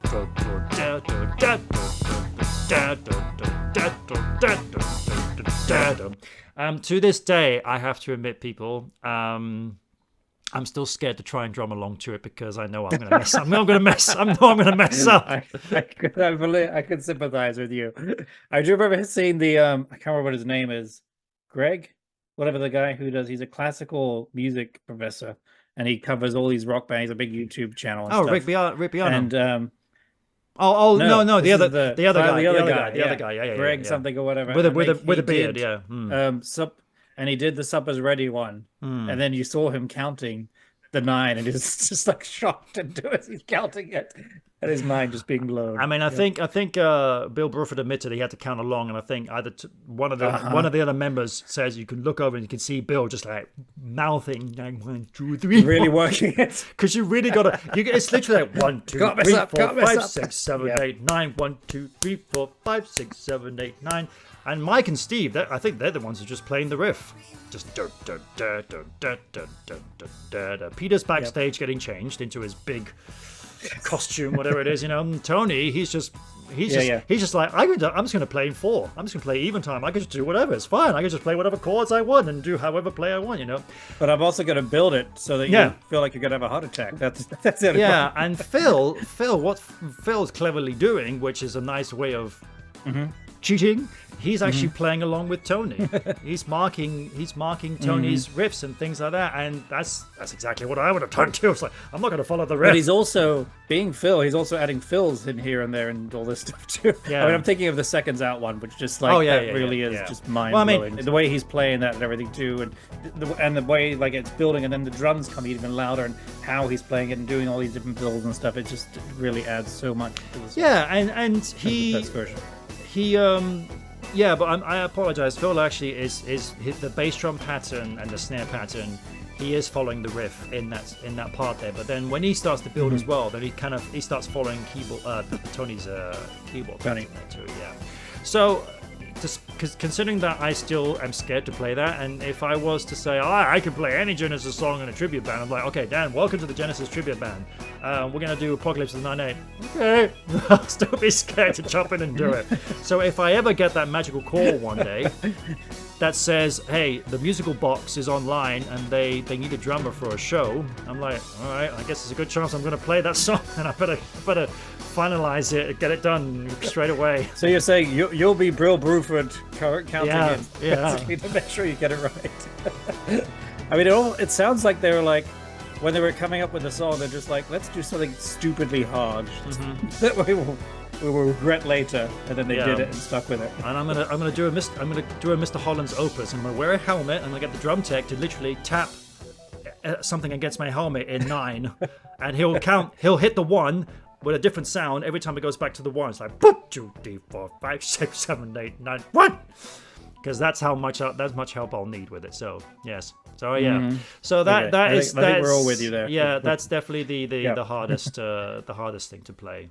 As far as I'm concerned, maybe other drummers or musicians or little other end of the spectrum. Other end out there. I mean, there's so many. Sorry, but I mean, if we're just going for a really easy. Because I mean, if we just like let's throw out Invisible Touch, but it's like. Yeah, but it's on electric drums, and like the fills aren't that easy and stuff too. No. I mean, if I will go as far as to say, like, I'm going to go as far as say, what can I teach my drum students in half an hour? Which Genesis song can I teach my drum students in half an hour? We're going to go with Firth of Fifth. I'm kidding. So we're going to go probably. I mean, it just actually I had another song in mind, but I actually just realized now, off the top of my head, actually is I Can't Dance. Really, that makes sense. Yeah. Because that's straightforward rock. Yeah. Even though it's not your generic kind of. I mean, groove, totally drums don't come until the second half of the song. That also helps too. You Yeah. There for 2 minutes. You sit there for 2 minutes, and then eventually you got to come in. So, I mean, discounting the whole that slap thing that happens in the second verse and everything. So, but just drums, even because I think. But because the bass drum that comes in, even that doesn't sound like a regular bass drum, I think it's probably triggered because the only thing about it though is that because it's not your typical groove again, because it's what's called half time, right? That even though, because if you're counting that riff, it's like do do do do do do do do. Actually, the entire thing is in half time. It's like you expect to be going like, okay, I'm gonna go 1. But actually no, the entire thing is in half time, so you're actually going 1 and 1 and 2 Yeah, it's but like that it's like the drum is always a beat behind trying to catch up. yeah. Yeah, but that's probably the easiest thing for Genesis to play. And on the album, I suppose you've just had Driving the Last Spike, pretty crazy drum stuff there, so it makes sense that it's got something simple there like that. So yeah, that's But also I think it says basically that Phil never wants to do anything straightforward and easy. Maybe more on his solo stuff, but on Genesis, nothing's easy and straightforward. He always wants to make it interesting and challenging. I mean, the next easiest thing, the next easy thing, because also you're not really doing anything there either. There's no cymbal smashing. Because I originally I had Your Own Special Way, but there's still cymbal stuffs in there and stuff like that, So I Can't Dance, there's like next to nothing. So yeah. I mean, again, Mama's kind of similar too, where it's like the drums come in later, but do they come in? and then you're doing crazy bass drum stuff too. Oh god, yeah, and the bass drum pattern is also crazy and everything. So yeah. And as Phil said, you can learn. Like to drum like Phil Collins. He's always stated it ain't just about knowing the notes and how to play them and being able to play them and memorizing them. It is the attitude you bring with it too. That is the big thing for him, is the attitude. And there is a certain attitude that you definitely need for a song like Mama. Absolutely.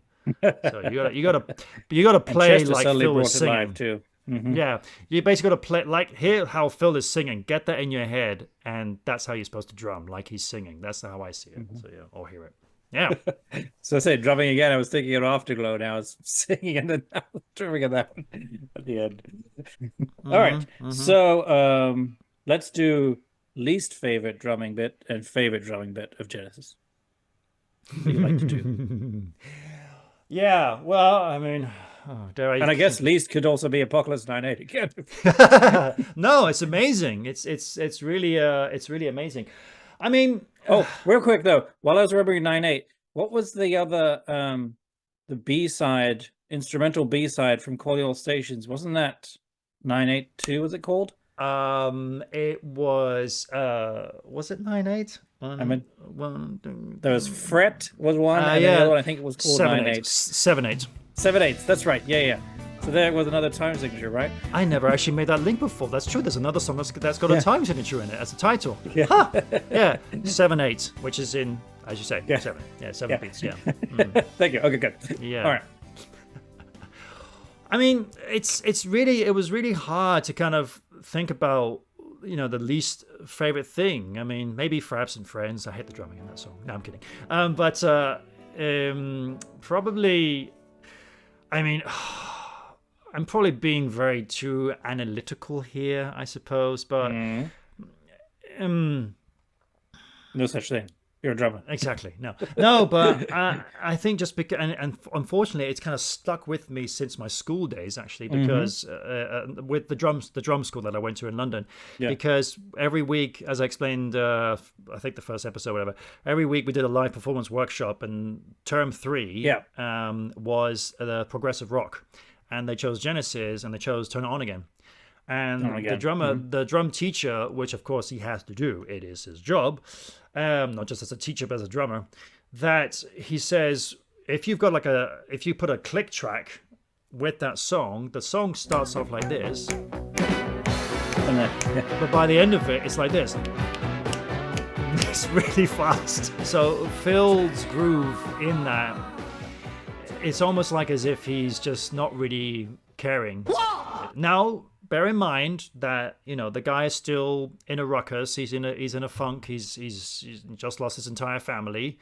So you just call Turn It On Again crap song, Dan. I've got a bad stomach.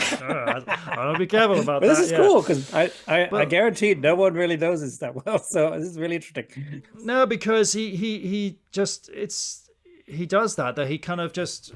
He chugs along, but then he just starts really going for it and going for it. I think what really helps to slow it down a little bit was that, because even by the second verse, before it goes into the you're really speeding up. And I think thanks to the whole which is a complete break in the rhythm, it slows down a little bit. But then again, when it kicks off again, that's it. So that's it. But otherwise, if I had to jump to another song, probably would just be the, dare I say it again, the studio version of the instrumental section of Abacab, simply because, and I know this, that they solely wanted to show them as a jamming band. They wanted to really show on this album, like, this is us. Right. I think they had the studio by then, the farm by then. I think they were able to rehearse the album in the farm. I know that it was being built. Yeah, they did. It was being built and everything, but because I thought maybe it was the Shapes album, that was the official album where they actually recorded the album there. I thought it was Abacab they started. I think Abacab they were able to rehearse in there, but I don't think they were able to record it there yet. Okay. So anyway, okay. But they produced the album themselves, I think. Or maybe Hugh Padgett did. No, Hugh Padgett was only engineering. He wasn't producing yet. They got him in as an engineer, but actually the album was solely produced by Genesis. Hence why they said we're going to show the this is how the song kind of developed, and you almost with the Abacab instrumental section, to a point I really like it, that it just shows them jamming, and then of course you see as the song progressed live later in the later years, you really could hear like the markings that Phil's doing with Tony's keys and all these things, and the stuff between Darryl and Chester that they're doing. You could see like, wow, there's just so much more in this instrumental. Yeah, I remember our dad actually hearing this. Yeah, our dad hearing the instrumental section on the album version, he was just like, this can't be jamming. I mean, this is just going duh. He really hated it. Well, again, it was also a response to the punk and the yeah, disco and all that, the that stuff could have going that on could have with been it music, as well. It's their style of doing it stuff with synthesizer. If you listen to Mike and Phil, they're just kind of going do. It's so simplistic, Yeah. and even Tony's keys are just kind of like, okay, I'm just gonna now play this and play that. So. Probably that, because I can't even. I can see that. It's like a strip down, and then and how much better it gets. Yeah, live. I can't even really tell what Phil's doing on the kick drum there, for example. I can't really tell. So yeah, yeah. So that probably around those two there. So yeah, those. And if I try to play it in my head, I think all I get is the Mama version live. Yeah. Incredible That's true. That version. Little bits of electric drum and That stuff. version is true, and you're right. Now it's definitely that version I heard first before Three Sides Live. Yeah, it was that whole Mama Tour video thing that we heard. Yeah. All right, that makes a lot of sense though. Yeah. Okay, so on the spot, your favorite. Does live versions include here? Was that the album versions? Sure. Yeah. Anything. Yeah. Anything. Yeah. Okay. The whole. Yeah. Anything. What do you love to play? Even though it's very small, it's only because I was 11 when I first heard it for the first time, but I was still quite proud of myself as far as I was concerned that I could play it. Even though I had my homemade drum kit out of folders and broken tambourines and candlesticks in my bed, board books and stuff. Yeah, I was still able to play the instrumental version of Firth of Fifth from the weekend dance tour, the old medley. Yeah. That probably. Yeah. So we're talking about all of Old Medley, or just the Firth of Fifth part? The Firth of Fifth part. Yeah, I mean the entirety of Old Medley is fantastic, but the Firth of Fifth part, just that little section there. I mean, including the whole solo, Darryl solo, and everything. Guitar. Yeah. Well, did I say it? The Hackett solo originally was solo. So anyway, that whole section there, I love it. I love playing onto it. So I have to admit that when I saw Phil on the reunion tour, Phil again could have easily. Phil again could have during that whole solo could have easily just been chugging along, just keeping the beat, but no, he's just like adds all this stuff. Hence why it rises and falls and everything. When I heard the original for the first time on Selling England, it was a bit like, wow, this is again compared to the same with Cinema Show, instrumental section. I was kind of like, wow, this is really mellow. It's just kind of like they're just jamming along. They're just jamming along, listening to following Tony the entire time, and Hack and Steve. Yeah. So, but I love that. I mean, I would have thought it would have been Los Endos. However, that main groove on Los Endos is very cool, but I just love the dynamics. And it's the constant smacks in your face for what Phil does on the Weekend Dance Tour, and I love that on pretty much every not maybe every show, at least as far as bootlegs are available and concerned. I think Phil varies it slightly, but he's pretty much got it nailed down to what he's doing in terms of the fills, and you can hear it progress because they do touch on it. I think they did. I think they did do it on obviously the Trick Tour, Wind and Wuthering Tour. I don't think they did it during the Shapes Tour, but Abacab, I think they do it on some shows. Even Firth, the Mama Tour was part of a medley they did, which they touched in and out and everything. Wasn't on the Invisible Touch Tour, and then the Weekend Dance Tour. You can hear like Phil's gradually taking shape, and you can go, this part he's doing that rolling fill, that rolling tom fill, and things like that. And and especially on the I do prefer to hear the sound in terms of the sound quality. I do love it on the longs, because the quality is much better compared to the Nebworth recording. but I do prefer what Phil does on the Nebworth recorder, because there's certain fills he just throws in some extra tom rolls and things like that. I just love it. I just absolutely love it. Now, is that also over the Earl's Court gig on The Way We Walk? Yeah, but there's a couple of things he does. He either not misses, but he doesn't do, which is compared to the Nebworth version, you see. Okay, interesting. Yeah, and so I was a little bit sad. The thing I was going to say about that too is you really get the sense that he's really enjoying drumming to this song and playing it, just in his element. Yeah, and I do. So I was missing a couple of those signature, which to me they became signature fills that he did not do on the Turn It On Again tour, because I think by that time he was older and not as well practiced. For me,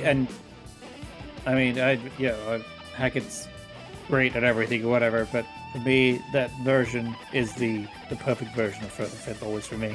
With Daryl's playing and Phil's playing, just everything is just like beautiful. Yeah. It's so the really Nebworth is riding a version for river, me is the ups and downs of a river. Yep. Yeah, a fake river. Yeah, interesting. That's interesting. Yeah. So to me, that is the ultimate version of that, and plus my favorite drumming moment of Genesis. Yeah.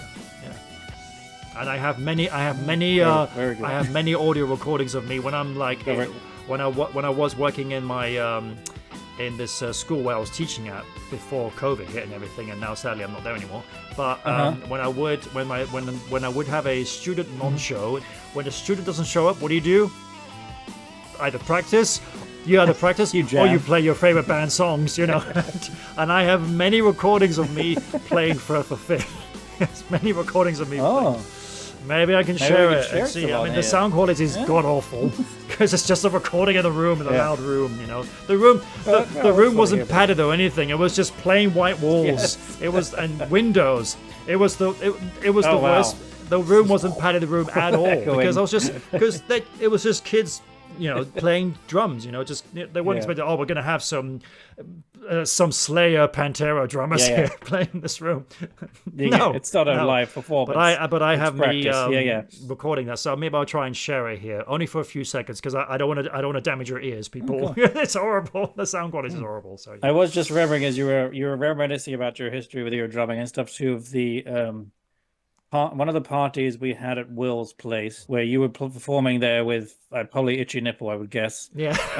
And I remember you did the drum duet from the Week on Dance tour, and I air drummed to you, and that's how we did our drum duet. Yeah. and I that was true, and I did that with a broken snare as well. The top skin of my snare had snapped for the entire gig, but thankfully. Actually, it proved a very cool alternative Collins concert tom sound. So it's like, oh, cool. Actually, because the entire show, it sounded hot. Working it. When I say show, I think we only played like 4 songs or whatever, But during the drum duet, I was like, oh, thank you. Now it sounds really good.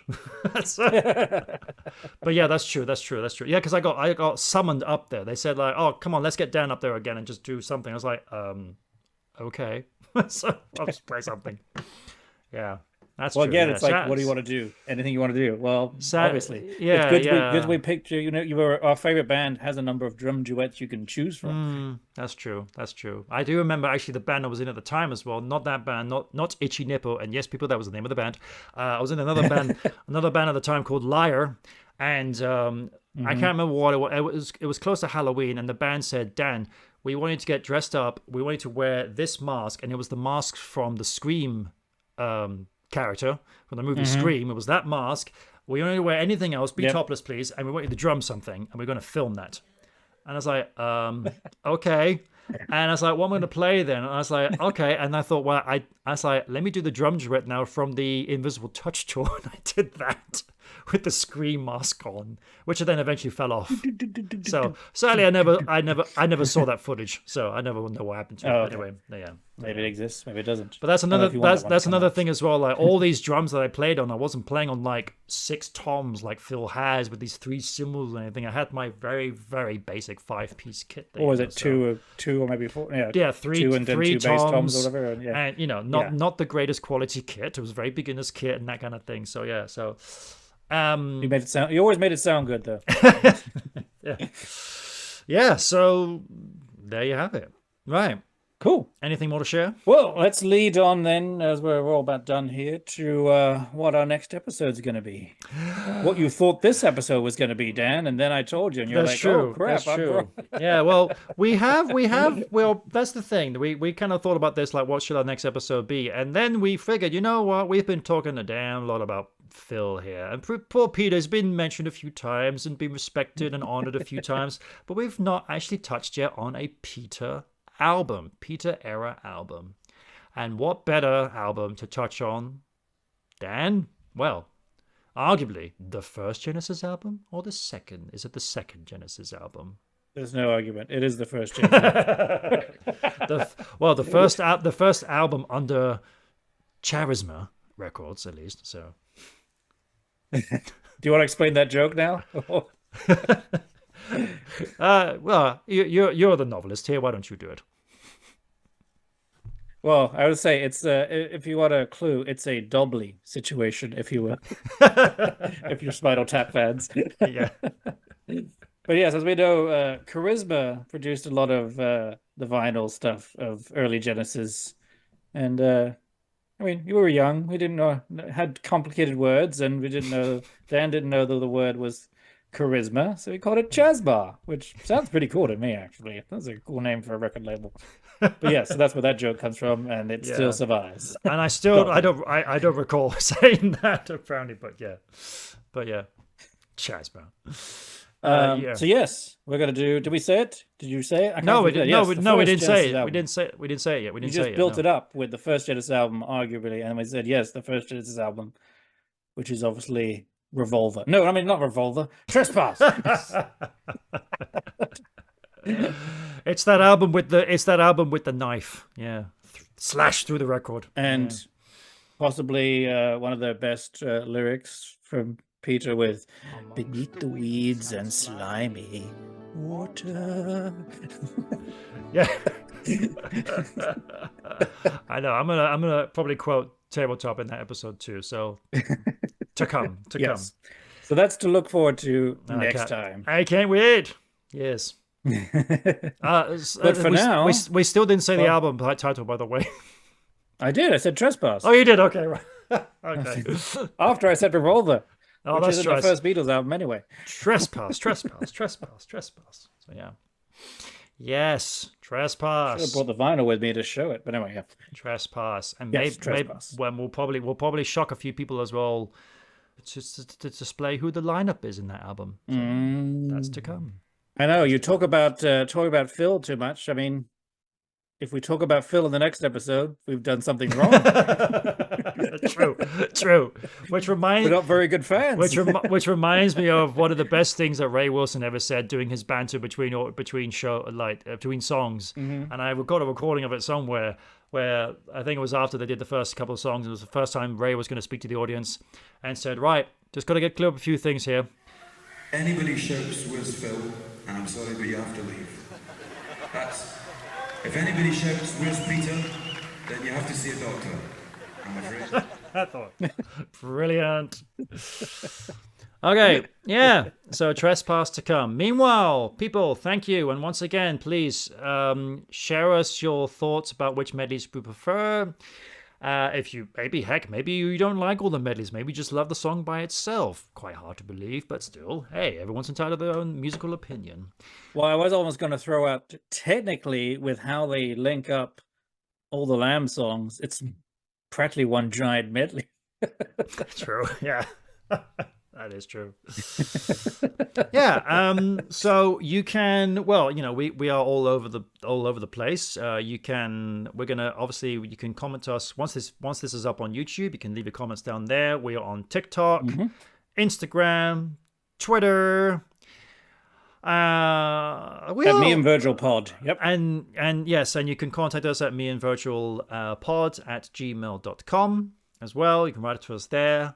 And I'm saying we're on Twitter and most places as @meandvirgil. Yeah. Yes, exactly. So you can contact us anywhere. Just share us your thoughts. We love to know what your thoughts are. And anyone listening here from Discord as well, share that too. It'd be great. So, yeah. All right. I don't know why. I don't know why. Just because I love to see your opinions. So We did briefly talk a little bit before we started this episode too about possibly, as we're recording this, at some point doing a live broadcast, if you will, not a BBC one, but just a live YouTube broadcast or something, as live stream as we're recording. So if anyone's interested in that, let us know too. all right, folks. Well, this has been a blast as always. Thank you all for listening, for tuning in, and Thank you. yeah, we shall see you next time for our next episode, Trespass. When we spend another 2 hours talking about the phenomenon known as Genesis, the band. Totes, totally. Meanwhile, I'm gonna get out of this bloody cage, and say good night from Spain. Mm-hmm. And I'll say still morning here. Good morning from California, sunny California. Yeah. We had rain yesterday randomly. Been sunny all week, and now it's going to be sunny all this next week. Yesterday we had rain. Okay. Very weird. All right. Yeah. Oh, well, I should say also good night from me. That's what I was waiting for. And good night from Virgil. Doesn't work if I start it. True. Thanks, everyone. Bye. Me and Virgil chop some wood, but we stop by swinging just to listen to a crying. Thank you for listening to Me and Virgil, a Genesis Brothers podcast. Be sure to subscribe so you can get new episodes as soon as they're released. Feel free to rate and review wherever you get your podcasts, and be sure to mention us to your Genesis friends so you can agree or disagree with what we talked about on the show. Me and Virgil, a Genesis Brothers podcast, is edited by Dan Telander and produced and hosted by Dan Telander, aka me, and Alex C. Telander, aka Virgil. If you'd like to reach us to let us know what you thought about this episode, or if you wanted to correct something we were very wrong about, you can reach us at meandvirgilpod@gmail.com. We'd love to hear from you. You can find us on Twitter, Facebook, YouTube, and TikTok under the handle Me and Virgil Pod for announcements and info about the show, as well as anything else we'd think you'd be interested in related to all things Genesis. For now, thanks again for listening. We really appreciate it, and see you on the next episode of Me and Virgil, a Genesis Brothers podcast. Well, me and Virgil, we beat the desert, we're riding fast and riding hard. We hit the city, the past behind us, so we raced some hell, we had some fun. And to this day, I can hear my saying to me, you're a big boy now.